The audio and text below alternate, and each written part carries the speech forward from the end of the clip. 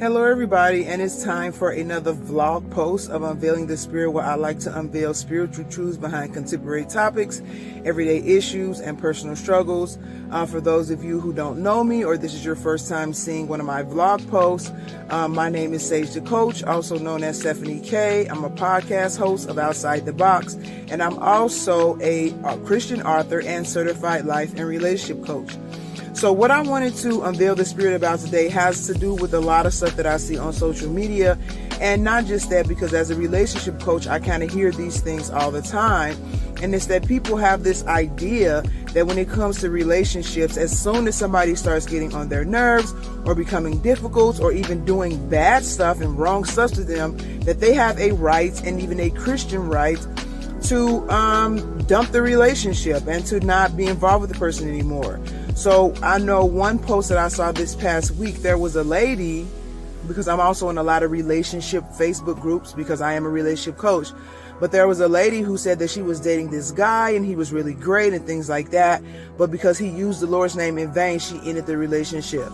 And so I really wanted to address that because I see this kind of thinking more and more and more. I see posts where people are saying I'm keeping my peace, toxic people stay out, blah, blah, blah. Like, as soon as somebody is doing something difficult or wrong, then that's like, hey, I'm not going to deal with you.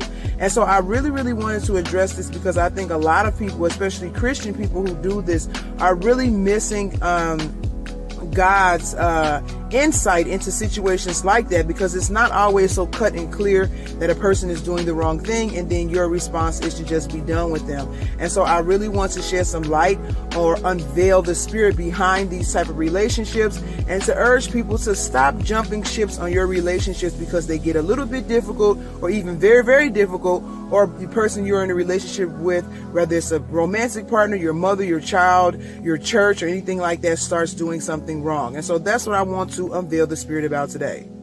So the thing is, like, when we jump ship on relationships, when they become difficult or uncomfortable or even toxic. So I'm not just talking about those relationships where somebody's getting on your nerves and then you're leaving them, because then most people will say, well, yeah, of course you can't just leave a relationship or end a relationship based on that.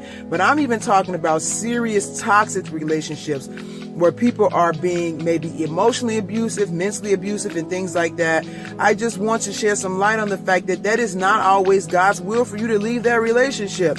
And I know for some people that's going to be very, very hard to hear. Some people will be upset and maybe respond to this post and say that I don't know what I'm talking about, but it's definitely true. I mean, we are God's agents in the earth, and if we keep leaving every situation, which mostly has to do with relationships, that's like a big part of our lives. If we keep leaving relationships because they become difficult or frustrating or even abusive, how is God going to be able to work in that situation to not only help you understand and grow spiritually, because we grow through difficulties, but also to help that other person? Because if everybody just keeps leaving that person because of their issue, then how is it God is ever going to help that person? Because he uses people to help other people.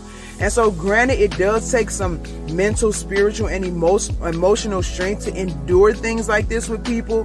But don't think that every time you leave a situation because it's uncomfortable or even bad, that you're automatically doing God's will. Actually, you're just doing what's best for you, because God's will always require you to endure some difficult things. And so that's kind of what I want to, let everybody know. Like I said, I see this stuff on Facebook and Instagram and stuff all the time. And I'm like, oh my goodness, people just have this very, very selfish mentality when it comes to relationships. And that is not as godly or as Christian as it may seem on the surface. And for those who might say, well, that's not God's will, I don't believe that, I don't have to deal with that. Look, there are plenty of examples in the Bible of God requiring people to stay in difficult situations with other people and not necessarily telling them to leave. So you have Sarah and Hagar. Hagar was being abused by Sarah because she was sick of, her taunting and teasing and things like that. And when Sarah tried to leave, God told her to go back. You also have the example of Hosea, whose wife was a prostitute. And she kept cheating and leaving, and God kept telling him to take her back. And then, even Paul talks about having a thorn in his side that he wanted to get rid of. And I've heard a lot of people say that thorn had to have been another person. And God said, my grace is sufficient. And let's keep in mind the ultimate story of Jesus, who God sent to die on the cross for our sins, definitely on the extreme end of discomfort and dysfunctional, to die for our sins. And so you can't always look at a situation and think that as soon as this gets difficult or uncomfortable, that it's automatically God's will for you to leave it. But if you trust God through that difficulty, and you trust God to bring about his end in it, which first requires you to pray and know what his will is, because sometimes it is his will to leave, because he knows what's best. He knows what people's hearts and minds are, but we have to keep our minds and hearts open to his direction, which means looking beyond our comfort in order to see that. And so sometimes it is his will for you to leave. Sometimes it's not. Sometimes he wants you to stay for a season. Then after that season, he will tell you, okay, that's enough. You can move on.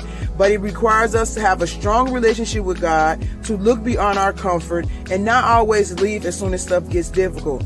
I would even say that this is the case when it comes to even people in churches, because I've heard so many stories about people getting upset with something that happens at their church, and then they never want to go to church again. But if all the people who are Christian leave the church because something is going on that's not comfortable, there will be no people left in the church when God may have sent you there to help change things in the church. So again, I really want to emphasize that does not mean you stay all the time, but you definitely have to use spiritual discernment and understand when God is telling you to leave and when God is telling you to stay, and what he wants you to do if he tells you to stay, because it's not to just stay there and take it and take it and take it and take it and take it indefinitely. He will give you the steps that you need to take that will bring the greater possibility of bringing his will to pass in the situation. So that's what I want to talk about, you guys. Stop jumping ship on your relationships because they get a little difficult or even dysfunctional, and ask God to lead you and guide you so that not only you can grow from the situation, but the people around you and the person involved can also grow too.